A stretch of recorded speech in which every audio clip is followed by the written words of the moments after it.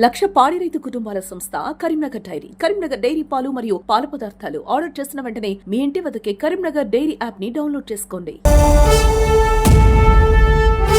ఇప్పుడు మీరు సర్పంచ్ గా పోటీ చేస్తున్నారు. పోటీ చేస్తుంటే రేపు గెలిస్తే ఒకవేళ మీరు మీ మేనిఫెస్టో ఏంటి, కొండపల్కలకు మీరు ఏం చేయాలనుకుంటున్నారు? కొండపల్కల ఏ సమస్య ఉన్నా గతంలో ఇక్కడ నుంచి పనిచేసినటువంటి సర్పంచులు, ప్రజాప్రతినిధులు అందరూ ఇవే మాటలు చెప్పారు గెలిచే ముందు, ఎన్నికల ముందు. సో ప్రస్తుతం మీరు కూడా ఇదే మాటలు చెప్తారు. మిమ్మల్ని ఎట్లా కొండపల్కల ప్రజలు నమ్మాలి? మరి ఓటుకు 5,000 10,000 పంచేటువంటి పరిస్థితి ఉందని చెప్పేసి కూడా ఇక్కడ ఉన్న ప్రజలే అంటున్నారు. మరి దీన్ని మీలాంటి వాళ్ళు ఎట్లా తట్టుకొని నిలబడతారు, ఎట్లా తట్టుకొని గెలుస్తారు?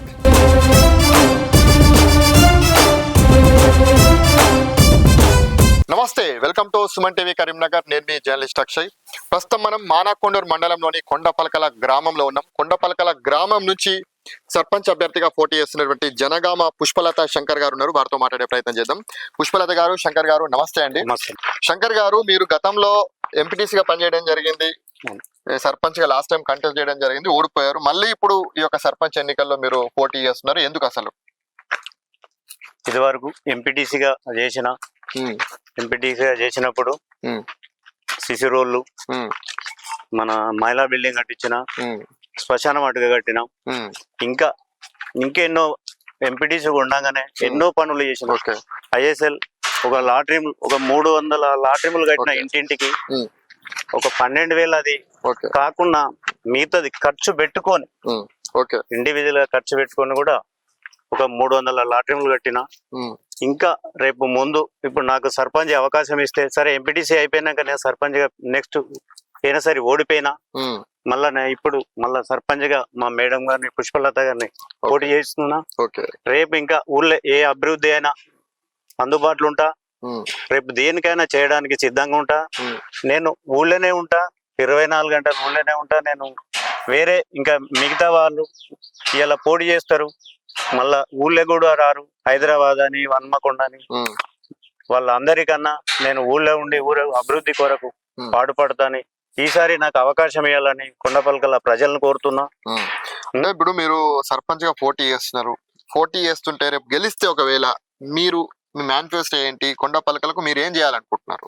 కొండపల్కల ఏ సమస్య ఉన్నా, ఇంటికి పోయినా, నల్ల గాని, కరెంట్ గాని, ఏదైనా బల్బులు గాని, ఇంకా ఏ సమస్య ఉన్నా చేయగలుగుతా, ఎమ్మడే ఉంటా.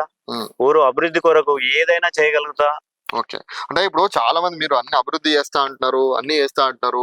గతంలో ఇక్కడ నుంచి పనిచేసినటువంటి సర్పంచులు, ప్రజాప్రతినిధులు అందరూ ఇవే మాటలు చెప్పారు గెలిచే ముందు, ఎన్నికల ముందు. సో ప్రస్తుతం మీరు కూడా ఇదే మాటలు చెప్తున్నారు. మిమ్మల్ని ఎట్లా కొండపల్కల ప్రజలు నమ్మాలి? కొండపల్కల ప్రజలకు తెలుసు నేను ఏంది అనేది. నేను గత ఎంపీటీసీగా లేనప్పుడు కూడా ఈ 6-7 సంవత్సరాల బట్టి జనంలో ఉన్నా. ఏ సమస్య వచ్చినా, ఏ వర్క్ ఏదైనా వచ్చినా నేను ఉండి చేస్తున్నా. అందరికి అందుబాటులో, మంచి అయినా చెడు అయినా ఫోన్ చేస్తే వాళ్ళ ఇంటి దగ్గర పోయి సమస్య ఏంది అని అడగటానికి కూడా రేపు నేను సిద్ధంగా ఉంటా. అంటే మీరు ఇక్కడ స్థానికంగానే ఉంటారా? నేను స్థానికంగానే ఉంటా. మిగతా క్యాండిడేట్లు ఎవరు అయినా స్థానికంగా ఉండరు. నేను ఇంటి దగ్గరనే ఉంటా. ఎవరన్నా వచ్చినా నా దగ్గరికి వస్తే కుర్చేసి కూర్చుండ పెడతా. మిగతా వాళ్ళ దగ్గరికి పోవాలంటే మనం పోయి చేతులు కట్టుకొని గేట్ అవతలనే ఉండాలి. నా దగ్గరికి వస్తే మాత్రం వాళ్ళు కూర్చున్నాక నేను కూర్చుంటా. దీనికి ప్రజలకు అందుబాటులో ఉంటారు అన్నట్టు. అల్టిమేట్ గా 100కు 1000% నేను అందుబాటులో ఉంటా. మరి మిగతా అభ్యర్థులు చాలా మంది, గతంలో పోటీ చేసిన వాళ్ళు, గతంలో గెలిచిన వాళ్ళు, చాలా మంది డబ్బున్న వాళ్ళు మీకంటే పోటీ చేస్తున్నారు ఇక్కడ మీతో పాటు. అలాంటి వాళ్ళను మీరు ఎట్లా ఎదుర్కొంటారు?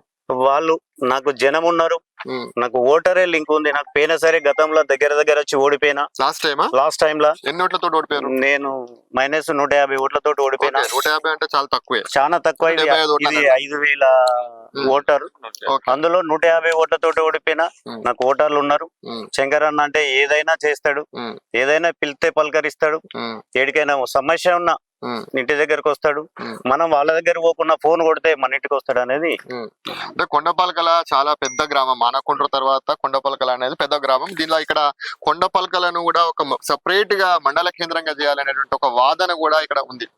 సో దీనికి ఏమైనా మీరు ఏమైనా ఆలోచన చేస్తారా గెలిస్తే? అయితే మండల కేంద్రంగా అంటే మనకు ఏది గవర్నమెంట్ ల్యాండ్ లేదు. ఓకే. దీనికి అన్ని విధాల అదైంది కానీ ఇక్కడ ప్లేస్ లేదు. ఓకే, ప్లేస్ లేదు కాబట్టి అటువంటి అవకాశం కాదు మనం అనడం కూడా. సరే, ఓకే. సరే, ఇంకోటి ఇక్కడ అభ్యర్థులు మరి డబ్బున్న వాళ్ళు, చాలా పరపతి ఉన్నటువంటి వాళ్ళట, మరి ఓటుకు 5,000 10,000 పంచేటువంటి పరిస్థితి ఉందని చెప్పేసి కూడా ఇక్కడ ఉన్న ప్రజలే అంటున్నారు. మరి దీన్ని మీలాంటి వాళ్ళు ఎట్లా ఎట్లా తట్టుకొని నిలబడతారు, ఎట్లా తట్టుకొని గెలుస్తారు? పోయినా ఇది వరకు ఉన్న సర్పంచ్ కూడా నేను చేయని నేను డబ్బులతోటే కొంటా, 3,000 ఇస్తా, ఓటుకు 2,000 ఇస్తా, నేను ఇది వరకు అదే చేసినా ఇప్పుడు కూడా అదే చేస్తా అంటుండు. దానికి తగ్గట్టుగా జనం నా అందులో ఉన్నారు. ఓటర్లో నాకు లింకు, ఓటర్ తోటే నాకు అది డబ్బులు ఏం పని చేయి, మా ఓటర్లే నాకు చైతన్యం. డైరెక్ట్ ఓటర్ టు కాంటాక్ట్ ఉన్నది ఓటర్. నాకు ఓటర్ నుంచి నాకు దాదాపు మొత్తం 78% నేను ఓటర్లనే నమ్ముకున్నా. వాళ్ళందరూ వేస్తారా మీకు ఓటు? ఓటు 100కు 1000%. డబ్బులు వాళ్ళు 5,000 అని 3,000 అని వాళ్ళు అదే ధీమాగా ఉన్నారు. నాకు ఓటరే నా నమ్మకం. నాకు ఓటర్లే ధీమా. కాన్ఫిడెంట్ ఉందా? ఉంది. ఎంత మెజారిటీ? నాకు దాదాపు ఒక 500 మెజార్టీ తోటి ఖచ్చితంగా 500 మెజార్టీ తోటి సాయంత్రం 14 తారీఖు నాడు రావచ్చు, 15 తారీఖు నాడు డిన్నర్ చేసుకోవచ్చు. ఓకే.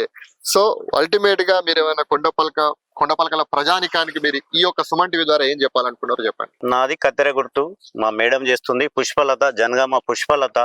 కత్తెర గుర్తుకు మీ అమూల్యమైన ఓటేసి కొండపల్కల ప్రజలందరూ సహకరించాలని నేను కోరుకుంటున్నాను. సో అలాగే ఇక్కడ కొండపల్కల గ్రామం నుంచి చాలా బీసీ సంఘాల పట్ల, బీసీ అంశాల పట్ల ఎక్కువగా పోరాడేటువంటి రంగు సంపత్ గౌడ్ గారు ఉన్నారు. వారితో కూడా మాట్లాడతాం.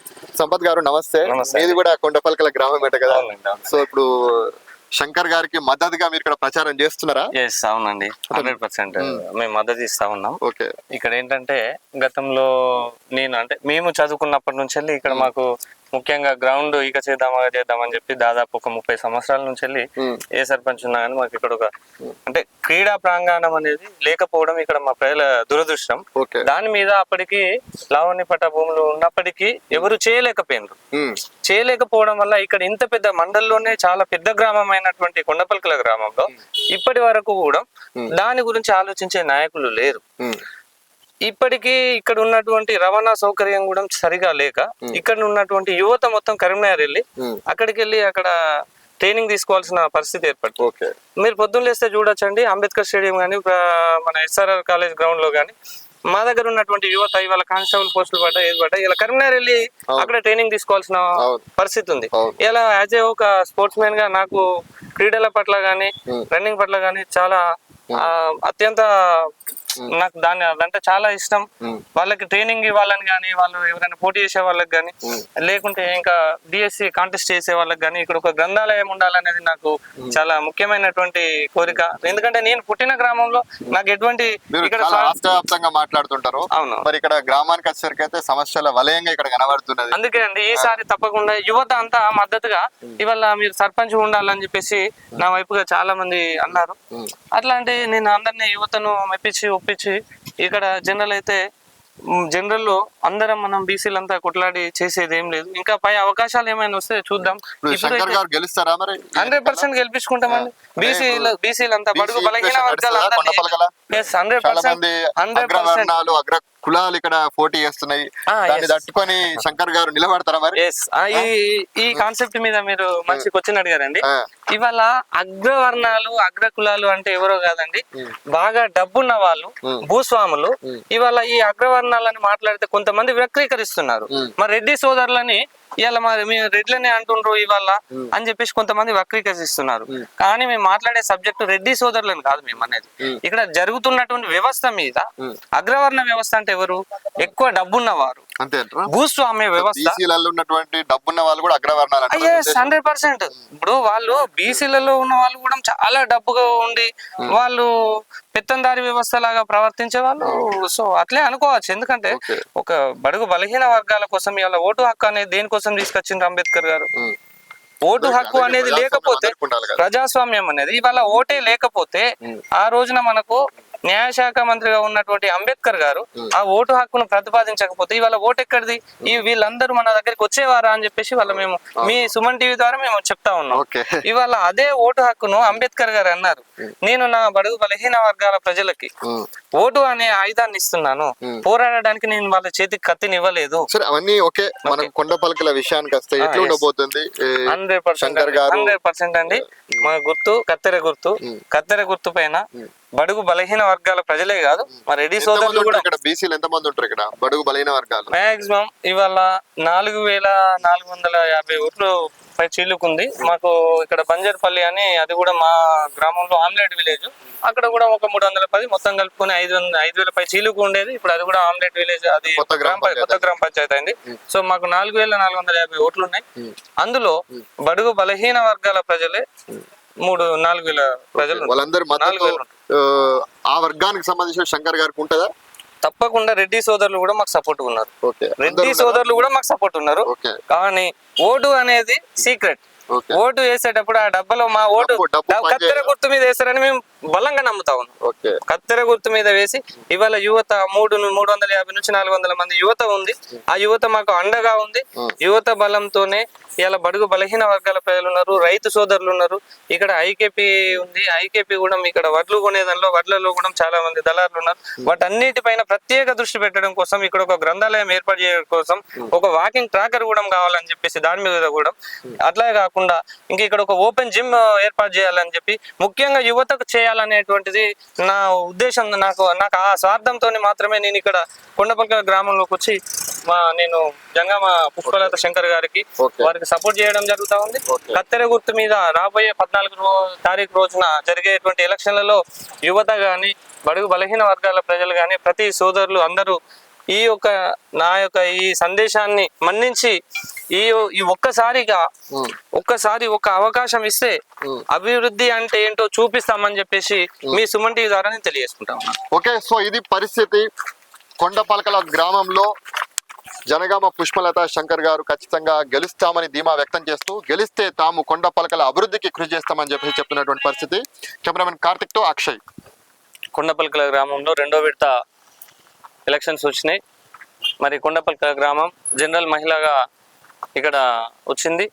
దీనికి ఇక్కడ 4 అభ్యర్థులు పోటీ చేస్తూ ఉన్నారు. మరి గతంలో 30 సంవత్సరాల నుంచి ఎటువంటి డెవలప్మెంట్ లేకుండా పోయింది. మరి ఈరోజు యువత కానీ బడుగు బలహీన వర్గాల ప్రజలు కానీ ప్రతి ఒక్కరూ మరి వాళ్ళ జనగామ శంకర్ గారు గతంలో ఎంపీటీసీగా ఉన్నప్పుడు ఈజీఎస్ వర్క్ ద్వారా దాదాపుగా 300 పై చీలకు లేటెన్స్ కూడా ఇక్కడ కట్టివ్వడం జరిగింది.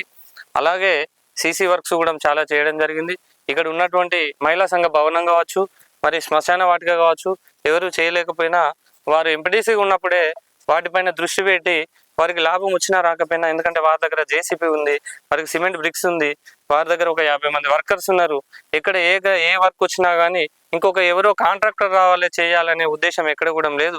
తనే అదంతా చేయగలుగుతాడు, తన దగ్గర చేసే అంత వ్యవస్థ ఉంది. కాబట్టి ప్రజలు కూడా ఆలోచించాలని చెప్పేసి తెలియజేసుకుంటున్నాం. అలాగే మరి ఇప్పటి వరకు చేసినటువంటి అభివృద్ధి ఎక్కడ కూడా మేము చేసింది ఏం లేదు, శూన్యం. చాలా వర్క్స్ గత 15-20 సంవత్సరాలు చాలా వర్క్స్ వచ్చి, స్కూల్ బిల్డింగ్స్ కూడా వర్క్స్ వచ్చి ల్యాబ్స్ అయినటువంటి వ్యవస్థ ఉంది. అలాగే కాకుండా మరి ఇవాళ కొంతమంది ఎమ్మెల్యే గారి మద్దతు ఉంటేనే మన గ్రామానికి వర్క్స్ వస్తాయి అంటున్నారు. ఎమ్మెల్యే గారి మద్దతు ఉన్నా లేకున్నా స్టేట్ ఫైనాన్స్ కావచ్చు, సెంట్రల్ ఫైనాన్స్ కావచ్చు, మరి 15th ఫైనాన్స్ నిధులు కావచ్చు, ఇవన్నీ నేరుగా ఇవాళ గ్రామ పంచాయతీకే వచ్చే వ్యవస్థ ఉంది.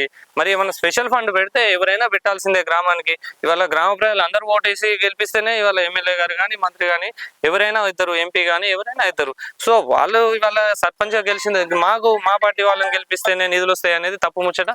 ఇది జనాలు కూడా నమ్మాల్సిన అవసరం లేదు. ప్రజలందరూ ఇవాళ చైతన్యమైనరు. తప్పకుండా ఎవరికి గెలిపించాలనేది చాలా మంది ఆలోచిస్తూ ఉన్నారు. వారు ఎంపీటీసీగా ఉన్నప్పుడు చేసినటువంటి వ్యవస్థే కాకుండా గతంలో మరి పోయినసారి సర్పంచ్గా పోటీ చేసి చాలా దగ్గరగా ఓడిపోయినరు. ఈసారి ఒక అవకాశం ఇస్తే మా యువత తరపున కూడా మేము ప్రత్యేక సందేశం ఇస్తున్నాం. యువత ఇవాళ మేల్కోవాలి. ఇవాళ ఎవరో డబ్బు సంచులు పట్టుకొని వస్తుండ్రు, మందులు పట్టుకొని వస్తుండ్రు, వాటిని మాత్రమే నమ్ముకొని ఉన్నారు. ఇవాళ ఊరికి ఒక సేవ చేయడానికి, ఊరిని అభివృద్ధి పదంలో నడపడానికి ఒక్క అవకాశం ఇవ్వండి.